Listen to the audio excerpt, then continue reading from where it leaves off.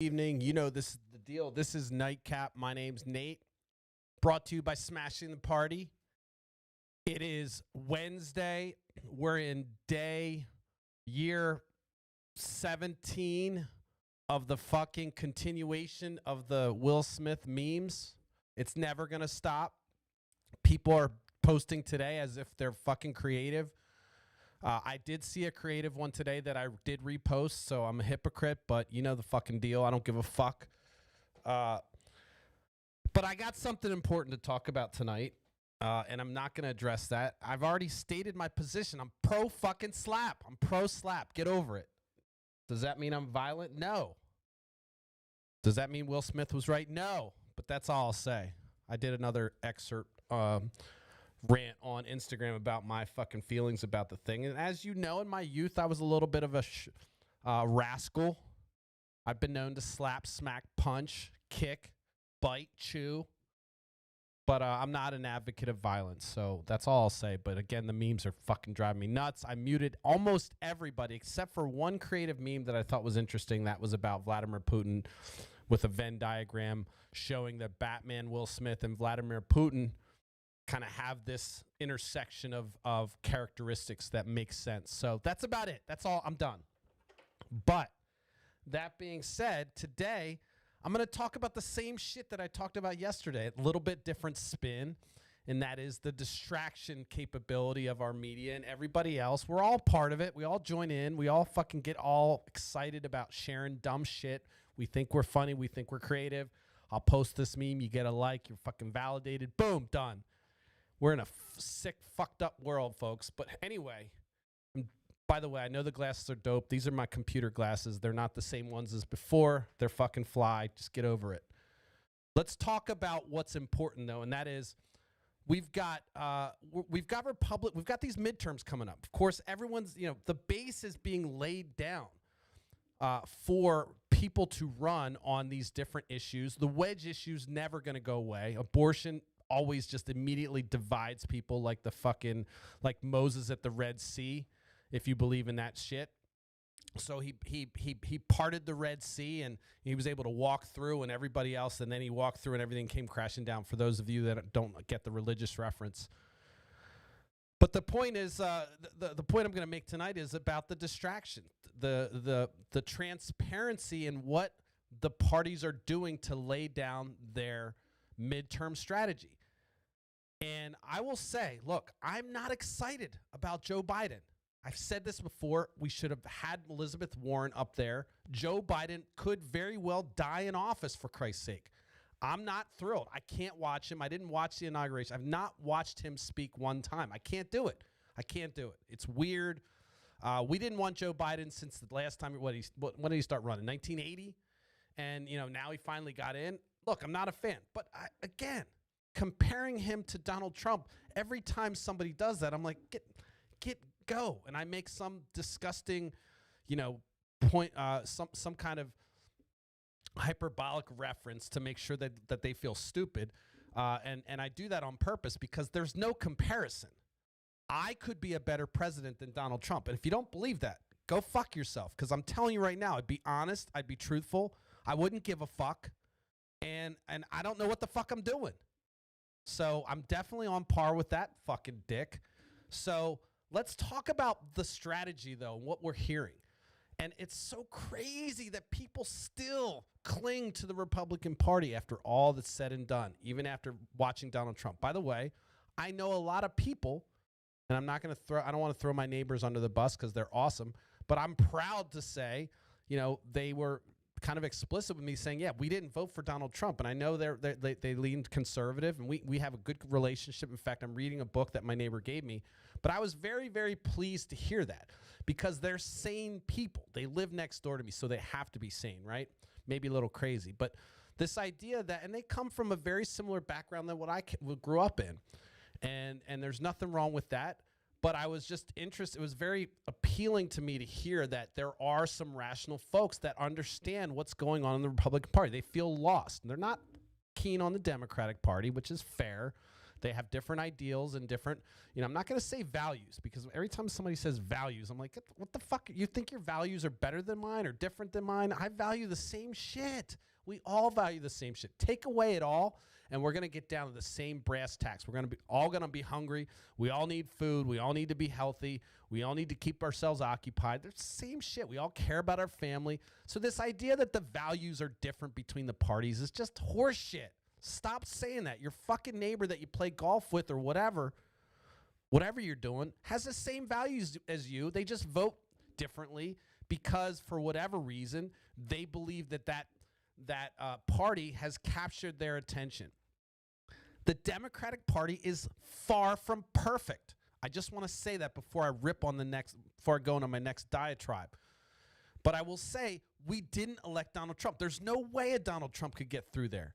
Now, we did have Tulsi Gabbard, who kind of snuck in there through Hawaii as a representative, and she's certainly pitching the Vladimir Putin line to suggest that America's evil and everything else, and she's kind of just repeating the things that come out of the Kremlin. So I'm not saying, again, the Democratic Party has its issues. Locally, I'm not fucking pleased with the people that are running, acting stupid, running fucking bills that mean nothing to us. I'm tired of it. They're cowards. There's cowards on both sides of the aisle. But I will say, and I'm going to come back to this, I'm going to keep coming back to this, you need to look at what their agenda says and what that means for an end game, because you're going to have flaws no matter what organization. If I were to build an organization and I had it tight and I had this good moral compass and I had a vision, it was clear, and it became this big conglomerate, there's going to be fucked up shit happening because people are in there. So anytime you have an entity, you're going to have fucked up shit. So you have to be careful just to paint the whole, paint a broad stroke. I do it all the time, I know, but you have to be at least careful or have some kind of out when you're doing this. And trust me, I have an out. The difference between the parties is Donald Trump and a cult-like following weirdos that tried to overtake the Capitol building and overturn an election and continue to believe the lies despite all the data. That's one party. The other party just, is flaccid and weak, and they have too many people that need to get in a conservative area, and so they really are Republican light, and they do the same things, and there's all kinds of problems. But when you say to me that the parties are the same, and then you look at their Twitter feed and you look at kind of their agenda and what they're standing for and what they lie about, it's not even close. Not even close. For example, and by the way, I'm going to harken back to this thing that I keep on saying. What the fuck is the end game? What's the end game for these policies? What's the end game for this party? Paint me the vision where you get everything you want, and what does it look like? Let's say, just do that with a policy. Do that with abortion. Do that with whatever. If you're a theocrat, which you believe that, the church and state should be merged and we should be a Christian nation, tell me what that looks like then. Tell me what that looks like for people that don't believe in God. I know that the speaker, the communications speaker for Donald Trump recently made the statement that we just need more Christian babies in this country. That's her solution. That sounds like Christian fascism. But again, if that's the end game, at least be clear about it. And I think that's what the end game is for a lot of people, is that we just kind of we just make sure that God's in everyone's life and everything's going to be fine. As if that's the fucking truth. As if that makes even any sense. To suggest that God in everybody's life is going to remove sin. I mean, we've got pastors fucking children. We've got pastors doing all the kind of shit. They're God people, right? So this idea that God or Christianity is going to solve all our problems is total horseshit. I don't know why you keep on pitching. It's fucking so Taliban-like. Again, the reason I'm kind of setting up this context is to help you understand, the parties aren't the same, and they're actually more transparent today than they've ever been about what their agenda is. If you really pay attention and you're not just stuck to Fox News and hearing those talking points that reaffirm what you think is going on, you're going to start to see that they're not the same, and they're not living up to what they say they're doing. And and on the other hand, they're being very transparent. So it's kind of this double-edged sword. Point and case, my point that I'm getting to tonight.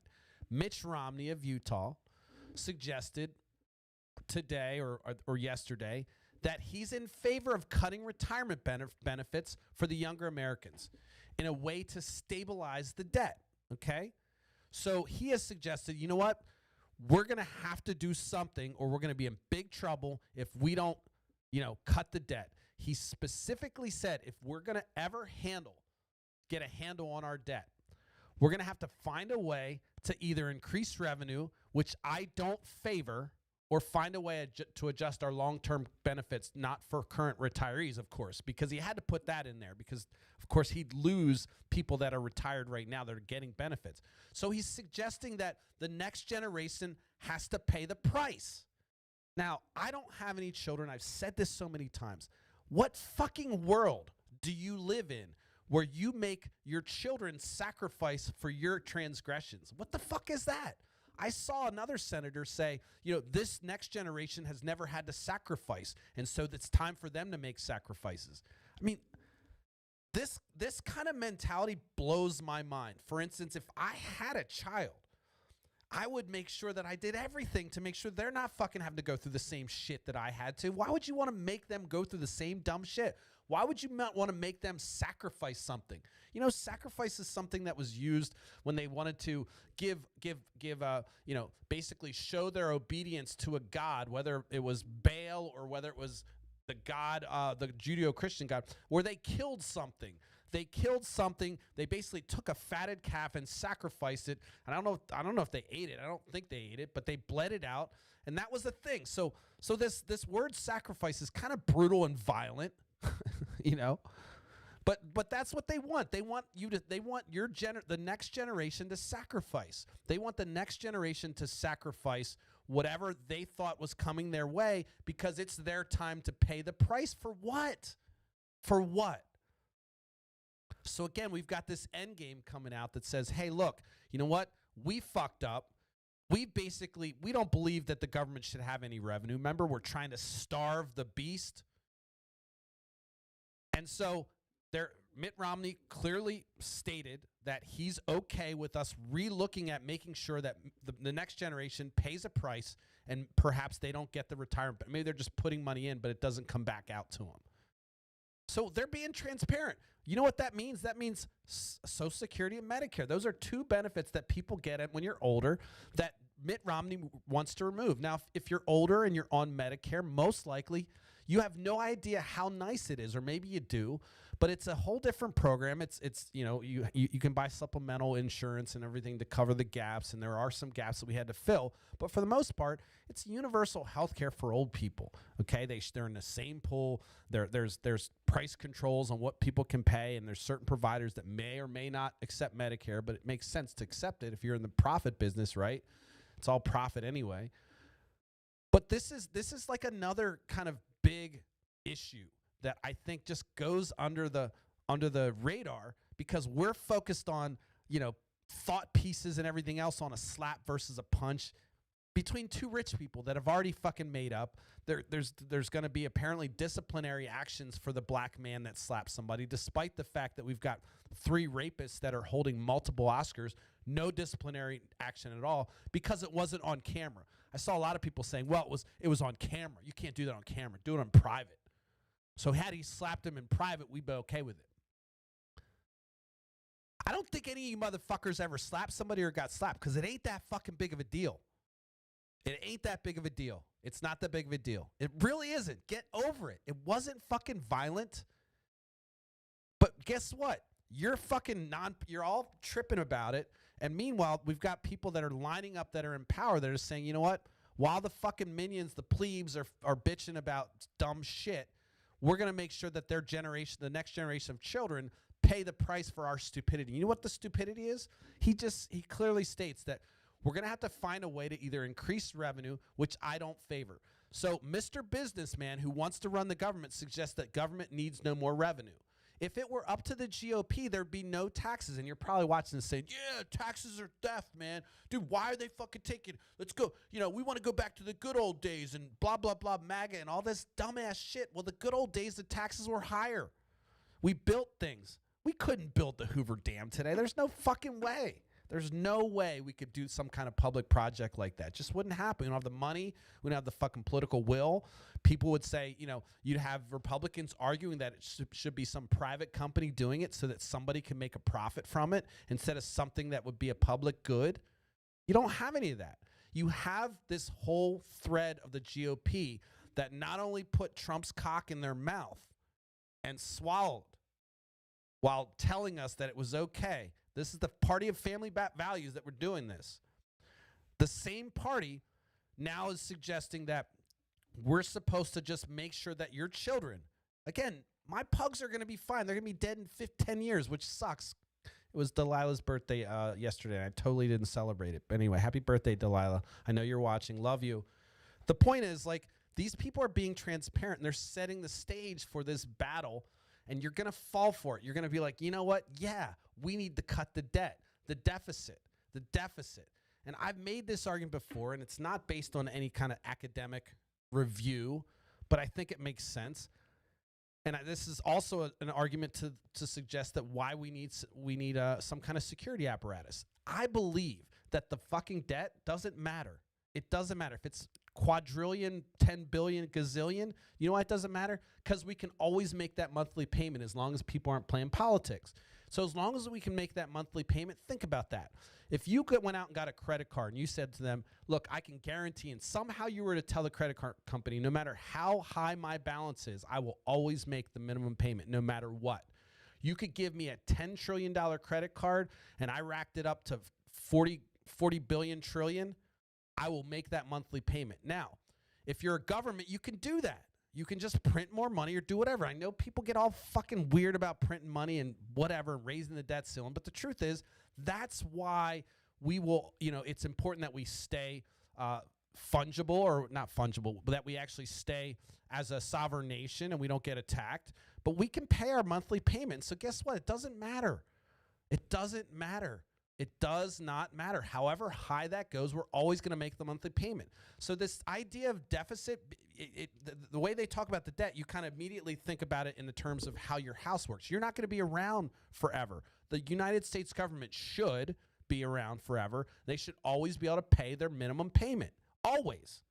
And so what does it matter if we're always able to pay the minimum payment no matter what?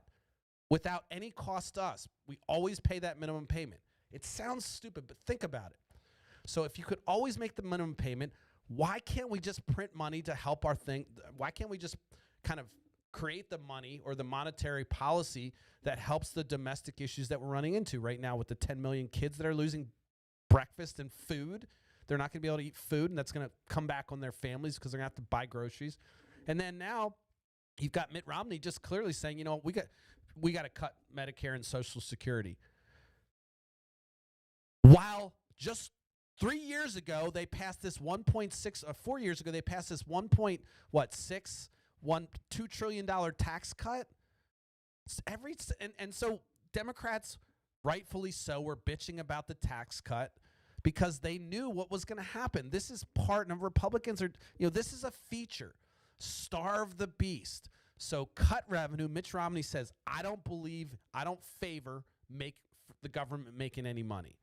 So if there's any revenue source, he knows that means that somebody's getting taxed, and so he's not in favor of that. So I don't understand how this person who's worth, $350 million doesn't understand kind of how the government should work or how it needs to work. I think he does, and that's a feature. So this is part of the play of how Republicans get things done. It's easy to say, look, you're spending too much money because you throw big numbers at people, and they don't think about the fact that we can always pay. As long as you raise the debt ceiling, we're always going to pay our debts. Fucking prove me wrong, Mr. NBA. Prove me fucking wrong. We're always going to pay our minimum payment as long as we fucking continue to raise the debt ceiling. So guess what? If we have domestic issues we need to resolve, why can't they just cut a check like they did to Ukraine? I mean, for $50 billion, we could basically get rid of homelessness in this country. For $50 billion, we could basically get rid of, no one would starve. That's how crazy it is that when a security issue comes up, they just kind of write a check to another country, a country that probably has universal health care. Like Israel, we basically put the Iron Dome around them. They have universal health care. They have paid college. They have all kinds of shit. But Mitt Romney's talking about cutting benefits. And so it's, this is going to be the discussion for the midterms. They're going to start talking about the tax and spend Democrats while Biden actually cut the deficit by $350 billion. He's cut it. something like that, since he's been in office. So I read this article and I was immediately triggered because I'm thinking, here we are. This is the I told you so mountain when Democrats were saying, look, if you cut revenue, other things are going to have to be cut. And of course, Democrats voted for some of this shit. And I had people talk, well, the debt's got to be controlled. Even liberals talking, well, the debt, we got to worry about. Get the fuck over the debt. The debt is just a thing that we can pay. We could mint a coin and pay off our debt. They could literally say this is a $1 trillion coin because our currency is the fiat currency of the world. We could mint a coin and pay it off. That's the truth. But instead, they know that by getting you scared about this, they can pull the levers so that you get all crazy and you have people making $30,000 a year, $50,000 a year. Hopefully not $30,000 a year. If you are making $30,000 a year, probably living in poverty in this fucking area. And by the way, I'm not making fun. I'm just saying it's a tough world for you, probably. And I feel for you, and it's not fucking fair, and wages should be higher. But the bottom line is that when you cut revenue, this is the natural thing that's going to happen, and it may not happen for years. And so they did it early on in their administration in the Trump administration. But now we're going to pay the cost. I was talking about layered consequences yesterday. This is another effect from doing something that happened in the past. So George Bush passed another big tax cut. Reagan passed another tax cut, had to roll it back a little bit because he fucked up a little bit. But again, and he raised taxes, I think, in his last term because he realized that revenue is important. But if you really kind of look at the end game for what these parties or what the utopian view, what that means is what this magical, perfect view at the end of all this is going to look like. I wonder. So let's just say Mitt Romney gets his way and we just don't ever increase revenue. No more revenue. In fact, we cut it. It sounds to me like he wants to lower the revenue and we starve the beast like they said. So now we get rid of Social Security. We get rid of Medicare. Everything's privatized. Do you really truly believe that the private market, the private sector is going to be more efficient and more cost friendly than what our government could if we kind of looked at it from and we had some kind of controls on it. It wasn't based on the free market. It wasn't based on a profit model. Do you really think that when you remove profit from something, it becomes cheap, or when you add profit to something, it becomes cheaper? I mean, this is mind-blowing. So something the government sells now for whatever. I'm not talking about government contracts, which is another animal. Again, I don't believe in privatizing shit. I believe the government should start hiring R&D. I believe it should have its own R&D department. I really do. But as soon as you put something in the private market, of course it's going to be more expensive because we got to tap off the top. We've got to add that cream. We got to we got to pull that chaff off and make sure that we're putting that in our bank accounts. Look, my real trigger for today, what kind of inspired me to talk about this is the consistent kind of there's a transparency that's going on that's mind-blowing right now. But no one's really caring about it. Instead, people want to lecture me about and pass around Kareem Abdul-Jabbar fucking quotes. Every motherfucker, I swear to God, every fucking white person in my feed was passing around fucking Kareem Abdul-Jabbar, his whole thing. And it's like, oh, yeah, okay, I got it. You're not over yet. Amy Schumer said she needs weeks to process it. Get the fuck out of here. It was a fucking slap. Move on. It takes you weeks to process it, but meanwhile, when you're walking around San Fran or LA and there's all these people laying around and fucking living in squalor, no time to process that. It's fine. That's not violence, Nate. It's not violence. They're by choice. Get the fuck out of here with your dumbass righteous bullshit. I'm so sick of it. That's why when I see people kind of getting up on their high horse talking about the slap and how wrong it was and lecturing me because I'm joking about the fact that I'm pro-slap. And by the way, I'm kind of moving towards pro-slap too. I swear to God, if I could virtually slap some of the people on my feet, I would.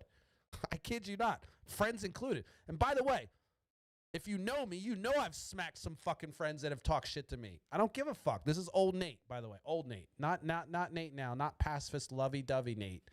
He's nice now. But here we are, Mitt Romney saying basically, you know what? I don't want to increase revenue, so we're going to make sure that your kids pay for it. Another senator, I forget what his name was, said that this generation didn't sacrifice enough. What the fuck are you talking about? Why do you want to make the next generation pay for shit?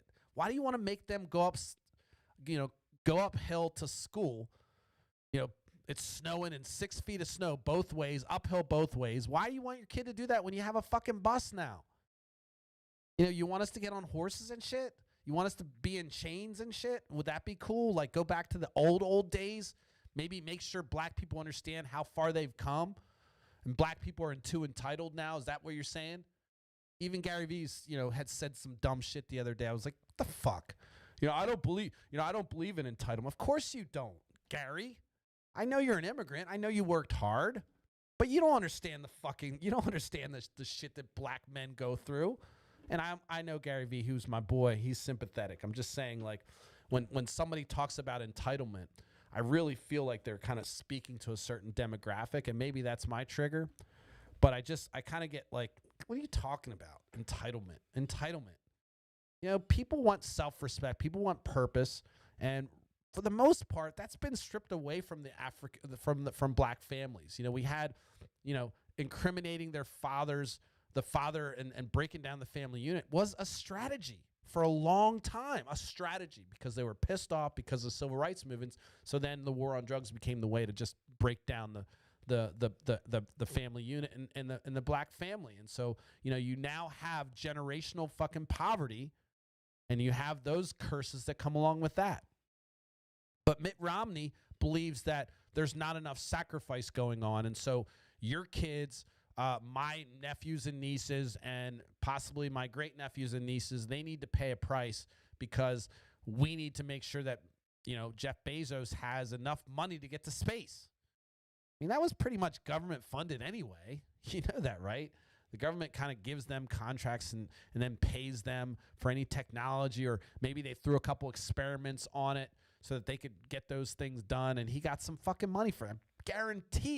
I guarantee that shit was not completely funded by Jeff Bezos, and he had a lot of stipends from the government. I guarantee it. That's just how they do it. I worked in a political office, and I saw, someone would come in for a $250 rent check support, which Pennsylvania had at the time, where you could get $250. You had to make less than $13,000 as a family to get this.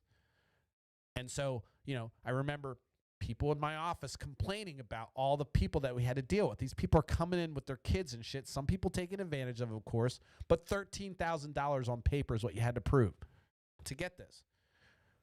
Meanwhile, $1 million checks, line items in the PA budget were going through my through my desk. You'd think I'm lying. In Pennsylvania, if you have one of those letters that gets put in the budget, it's basically like it's basically good forever. As long as that letter has a line item, there's no one that's going to take it out unless you make some political, faux pas or something. So, the system, I was talking about this with my brother, and the system is essentially geared, and whether this is a feature of capitalism or just how how the laws have been built over top of each other and layered over years, is that if you're somebody that doesn't have a lot, you're going to pay a lot for a ticket. You're going to pay a lot for food. And that's just part of the tax that you have to pay for being at your level of whatever class level you're at. And so that's just a feature of capitalism, that we need to have a lower class. We need to have people that struggle. And it sounds to me like if you look at the end game for the GOP, they're not even hiding anymore. Look, we're going to come after your Social Security. We're going to come after your Medicare. We're not going to ever increase revenue. That's just not what we believe in. We want to starve the beast. And so what does that look like in the end? Nobody takes the time to do that. You'd rather fight and fight with me and poke and prod and, use your privilege to make me feel like I'm fucking bad because Will Smith fucking smacked somebody. That's really what you're doing. Every fucking time I see that post, I muted every single post except for the funny one that I saw. But I muted every single body. There's going to be, my post is going to, if you're on my feed and you posted some dumb shit about Will Smith today, most likely I'm not going to see your shit for 30 days. You could be my best friend. I don't give a fuck. There are bigger things to fry. That ship sailed. The media is still running that. We're doing the thought pieces. Of course, Wanda Sykes comes in. Fine. Fair enough. Jim Carrey came in. Fine. Fair enough. Do whatever you do, but I mean, it's really not the thing that's going to get us anywhere. You're not going to change any minds. You'd think there's somebody on there whether you're pro-slap, pro-will, team whatever, that change their mind based off of the dumb shit you have, it's not enough. It's not gonna, and you can say, well, Nate, you're trying to change hearts and minds. Yeah, I know, but you know how hard it is? I'm doing it consistently every day. I'm trying to come on here every day, and I'm telling you right now, you're not gonna be able to run the fucking Will Smith memes forever, long enough to change any minds. But again, while that's happening, as I said yesterday, in parallel, they're coming out with their strategy to lay out how they're going to win the House back, how they're going to win the Senate back, and they will. The chances are very low that the Democrats hold on to it, just from the historical perspective. Typically, the party that has the executive office loses the midterms, and I think it's not happening since, I think it was McKinley. And the only reason I know that because I read that shit. I'm not like some fact trivia, historical political buff that knows that shit. But what I do know is when I read things, I remember them. And so I think it was McKinley. That was the last time a president was in office and held the House and the Senate after winning the presidency during the midterms. And so it's just a high probability. There's natural backlash and rivalry that comes back. Hey, I hate Biden. And so that motivates people. Hate is a powerful motivator. It motivates people to get people out. Of course, the parties use that to their advantage because they're fucking cowards. We have cowards in office. Most of the people that you elected are cowards. Lloyd Smucker is a big coward. Mitch Romney's a coward. We know that. What I mean by that is they don't have the courage to do the right thing. They only have the courage to do what's politically expedient for them. And that's it. That goes across the board. It goes across the board. I mean, remember Arlen Specter? He fucking switched parties at the very end just because he realized he was fucking going down because of the swing that was coming in with Obama. So, this kind of thing is, I'm rambling on here and you're probably like, dude, you're not making any sense. Let me just kind of wrap it up and put it into perspective. While we're talking about dumb shit, while you're scrolling through your feed, there are people that are sitting in rooms strategizing on how they can take away benefits. They may have a vision for what America looks like. I'd love for them to paint that and say, listen, you get everything you want. What's it look like? No Medicare, no Medicaid. The government's really small. All the government does is run security and then they essentially, facilitate basic, not even regulation. Let's remove all regulation. So now your water is fucked. You good luck on getting like a tap water. Like, you're not going to be drinking tap water very long because they're not going to give a fuck. There's no regulation in this end game. There's no benefits. As far as like disaster relief, that's fucking over. No way we're going to have money for that. That's something that you're going to have to deal with at the local level. And so now we've brought everything, according to this end game that the GOP wants, now everything's local. And so now you have no federal funding for anything. You just have funded local, just local stuff that's being funded. And I tell you right now, if you're in office and you hear this, you know how ridiculous it sounds, because how much money we do get from the government, people would lose their fucking minds. Now we've given everyone vouchers. There's no more public schools. There's only private schools, because now the GOP gets what they want. We're preaching God. We're allowed to pray. We're teaching God in the schools. So we've essentially become a country where God is everywhere. The 10 Commandments are everywhere. We have like God is love on everything. And if you're Muslim or Hindu or whatever, you're fucked, but who cares? We're getting to the end game of where the GOP is, and that is God is everywhere. Christ is everywhere, and he lives in our institutions. And now, when you pray, because you don't have any health care, or at least you're paying out the nose for it if you're lucky enough. But once you get sick once, because there's no regulation, now the insurance companies say, well, you know what, you got sick last year, so we're going to have to raise your premiums a lot this year. And so now you've gotten sick once or twice, maybe you had mono, or maybe you had, broke your leg. But now you're a risk because, again, there's no government regulation on this stuff, because we're looking at what the utopian viewpoint for the GOP is. Remember, starve the beast? We've starved the beast at this point.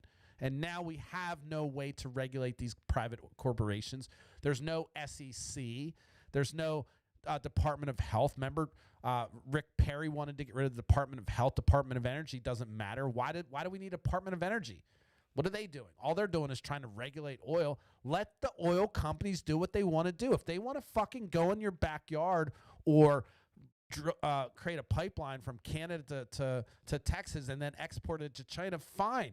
If it starts leaking all over your farm or it gets, fucks up your water between, Canadian border and Texas and you live somewhere in between there, it's fine because that's kind of that's just a side effect. But most of the good is going to come from this is because now we have this pipeline. Okay, you can't drink water. Big fucking deal. We can export oil to China. Again, since there's no government, you really don't have a leg to stand on. Drinking water is just the fact that you have drinking water. It's a privilege. This is the kind of language that they're going to start using once they get to their utopian view. And I'm being super sarcastic, but what is the end game? What does it look like when you get everything you want? Ask yourself that. Just go through the policies you agree. Abortion. There are no longer abortions. Abortions are completely legal. Does that mean they stop? Of course not. They don't stop. Well, they should, though, because everyone's a Christian now. And, of course, Christians believe in the sanctity of life, right? And so now, now nobody's getting pregnant before they're married. Bullshit. All fucking 6 of my sisters, Christian people, got pregnant before married. Why? Because sex is fucking, it's in us. It's innate. It's something we do. They were attracted to the man. They fell in love. That happens when 2 people fall in love. Young teenagers, they do that shit, okay? Maybe you waited till marriage, but most of people don't. Don't kid yourself. That's a fucking old wives' tale. But again, we're trying to paint the picture for what it looks like. What does the end game look like? Abortion's legal. There's no taxes. In fact, nothing's taxed. There's no regulation, so corporations can do what they want. There's, what's another one? We have a big fucking wall, so none of the brown people can get in on the southern border, and so that's not working. But again, at least we have a wall, and we're taking our money and putting it into security. So we have basically this no man's land where people who try to cross get murdered. They get shot because we're not letting them in. Because that's most important is our southern border. Our northern border is totally open. It's fine. No big deal. White people are acceptable. Southern border, fuck that shit. This is the end game. I don't know. I mean, Mitt's saying it. He's saying, look, if we don't get a handle on our debt, we're going to be a heap of trouble. And so, I guess his heap of trouble is that we're gonna end up having to do what? Like, what does that mean when he says that? I don't even know what he means. For younger people coming along, we got to be able to find a way to balance these programs, or we're going to find ourselves in a heap of trouble. He said he didn't specify which programs, but a pair of safety net programs that provide benefits to retirees include Social Security and Medicare. So when he says a heap of trouble, I think he means like we're going to have to cut programs. So these programs are kind of optional. They're the first to go. What's not going to ever happen is raising taxes. We're never going to raise revenue. And so guess what? Anything that you and I benefit from, it's going to be gone. It has to go because we've got to get this utopian viewpoint of whatever the GOP has in their end game. That's what they're shooting for. And they're really kind of laying the groundwork to get all that stuff done. When you do a big tax cut that's like almost $2 trillion, what do you think is going to happen? Like, where do you think that money comes from? Well, of course we're going to have to make cuts. Like, it's a no-brainer. So, you could argue that the GOP is smarter than everyone else because they kind of have this strategy, but it's easy to tear things down. It's easy to break things apart. It's easy to say no. It's easy to just take the easy road and say, you know what, that person doesn't deserve it, so guess what, we're not going to have it for anybody. The same thing went for Wall Street. When Bernie Madoff, we realized how bad he was, you'd think that people would be like, you know what, I don't trust rich people. Nope. Now people are like, billionaires deserve their money. What do you mean? Why would you want to hurt billionaires? Why would you want to hurt them? Why would you want to hurt somebody who worked really hard for them? Fuck you in that working hard shit. You think they fucking worked hard? Go talk to the person with fucking 3 jobs and 3 kids and a wife that's pregnant with their 4th who can't work. Talk to them. You think they're not working as hard as fucking Jeff Bezos? The idea that these billionaires work harder than you and me, fuck you. I'll fucking outwork any fucking billionaire. Give me a fucking job. Put me head to head with the motherfucking billionaire. I'll outwork his ass. You know, I got workaholic, motherfucker. I can work. I can work. Let me just turn off all my other vices and watch me. So the idea that like somebody working hard means they deserve to aggregate all these resources that at the behest of everyone else is just plain stupid. Again, coming at it from an engineering perspective on how to make a system, this is so fucking stupid. It's like the worst system. Like if I was a consultant and they said, look, we want you to come in America, I would first have a heart to heart and say, listen, the system that you have is so flawed. It's so fucked up. Let me show you how it's going to end up. And I'd say, look, you're going to have all the resources aggregated over here, and you have all these people begging for crumbs. And these people are going to control. They're going to be little princes, little oligarchs. Wow, that's a fancy idea, huh? All right, I'm rambling. I know I'm rambling. I know I'm fucking rambling. I'm clear-headed today. I'm a little bit angst because I start my job, and I'm a little bit nervous about it. But I will say I'm more nervous about these fucking midterms and how stupid people are to continue to support this guy. Mitt needs to go. Mitt needs to go. You think he's the same one? No, he's not. Liz Cheney, just because she's on this January 6th committee, she wants to do the same thing. For some reason, these people, specifically rich people that are in Congress, have sold you the idea that government is bad. Even though you have a vote, even though you have more power over government than you do over a private corporation, you've bought their lie that privatizing this shit's going to be beneficial to you.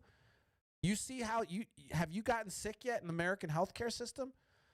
I was reading a Reddit post today about people that moved from the U.S. to Denmark and were flabbergasted that every single job they went for was basically, there's no minimum wage in Denmark. Apparently, the Danes have no minimum wage, but because they have all these unions, you could work a cashier job and buy a fucking house. You could actually live a comfortable life, and that might freak you out. Why would they? Why not? Why fucking not? Remember how important they were during the pandemic? Remember how they were essential employees during the pandemic because they worked at grocery store? These motherfuckers deserve to get paid. They deserve to get paid. They deserve to live a quality life. If you're a milkman back in the day, you could buy a house.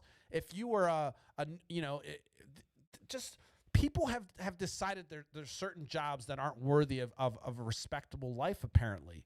And so the idea that a cashier at a retail store could make, enough to buy a house and earn a living is just un-American. We can't even fathom that. That's how bad we've been beat down. But other countries come here and they're like, what the fuck? This whole thread was talking about how they would never relocate to America. All these foreigners saying, yeah, I was in America. It's so fucked up. They don't even know how fucked up they are.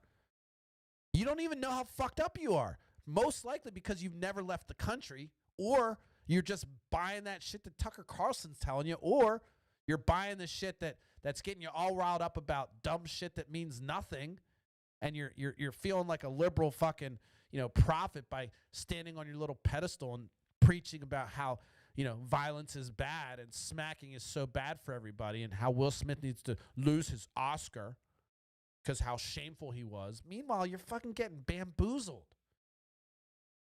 It's like, it's like they're looking over here and they're picking your pocket. It's so frustrating. And look, I've said this before, I'm not a professional communicator. I'm not a fucking, it's debatable whether I'm a genius, okay? But I'm not some professional pundit, but this is just kind of the observation. I will say this. I think I do have an innate ability to kind of see large picture things and put it together. And that's being reinforced to me by my friends who say, you're really good at this, seeing the big picture. And so for me, it's kind of crystal clear that the big picture is no one's really thinking about the end game. They're thinking about what makes them feel good now.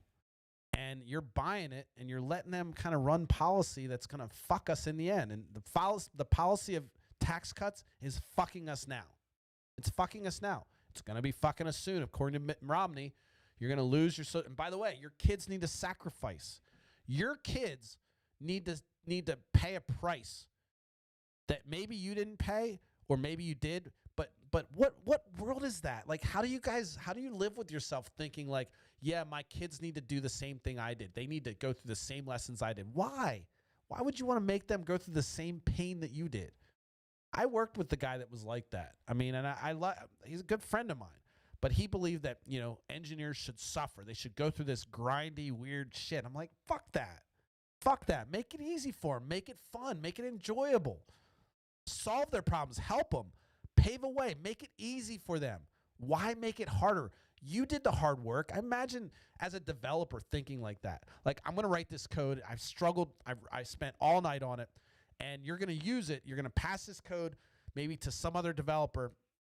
And the whole point of that code is to make them go through the same dumb shit you did. And that's you think that's it advantageous. Like an organization would fire you on the spot. But that seems to be the mentality of the GOP. That seems to be the mentality of a lot of folks that are supporting the GOP, and that is that sacrifices need to be made by this next generation because we're not willing to pay more in taxes because we want to fly to space and do some dumb shit with our money. I don't know, man. That's all I got. But that's all I got. I'm just going to continue to beat this point home that you have to stop being distracted by dumb shit. And if you're white and you're trying to fucking mansplain race to me, get the fuck out. I'm done. I lived it. I live it. I'm 47 fucking years old. Okay? I'm not a little fucking kid. Even though the fountain of youth has blessed me, I got some fucking years. So I don't need to hear how two black men need to treat each other. I get it. You were triggered. It scared you. You need a week to process, Amy Schumer. I'm sure. I'm sorry. Take your fucking weeks to process. Actually, she said weeks. I literally posted on her thing. I'm like, why the fuck does this take you weeks to process? And, it got like 45 people liking it and a whole bunch of people just hating on it. And I'm just like, but I don't care. Yeah, I like Amy Schumer. But I think she's an idiot to suggest that it's going to take weeks to process. Kidding me? God, what a privileged life. What a privileged life. Weeks to process a little smackadoo in front of everybody. God, my kids are going to see a bad example. Same people that voted for the GOP with fucking Trump signs on their fucking yard suggesting that Will Smith smacking somebody is a bad example. Get the fuck off my feed. Pay attention. Again, I'm not the one with the kids. You are. All right. I know I sucked tonight, but I wasn't bad. It's so hard for me to kind of bottle in, kind of restrain the thoughts that are going through my head as I'm just like thinking about how just idiotic it is that we're in this position where we can't see that our money's going towards the wrong things. And we're all going to suffer eventually. We're all going to be in this dystopian nightmare that apparently is part of the end game for one party in this country. Again, look at the fucking agenda. Stop fucking saying I'm picking on the GOP. There's an agenda on the left. Yes, they articulated in their party platform. And maybe not everybody on the left agrees with it. And maybe they're not doing a good enough job to push that platform. But at least there's a vision there. I don't know what the vision is for America with these fucking tax cuts and the fucking, theocracy, the injection of God into everything and basically crushing out every other religion and then pumping out Christian babies like what was her, McElhaney or whatever the fuck her name was, the blonde chick that was the communications speaker for Trump. She made that statement that we just need more Christian babies to solve our problems.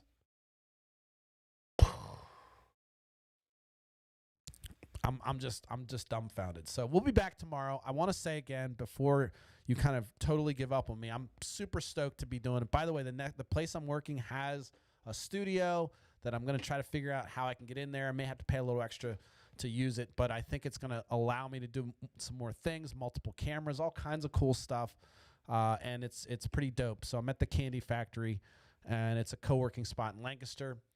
And I'm excited about it. I've been there the last couple days trying to get my office set up, and there's a lot of fringe benefits. Not only am I going to be working with a lot of folks in the community that are independent thinkers, independent contractors, but there's a whole host of folks there that work in the community that do a lot of cool stuff, and I'm hoping maybe to bag a couple interviews from some folks there. So I'm excited about that. I'm really excited to be part of that community again. I was a part of a co-working spot in Philly. It was dope. It was fucking awesome. I loved it.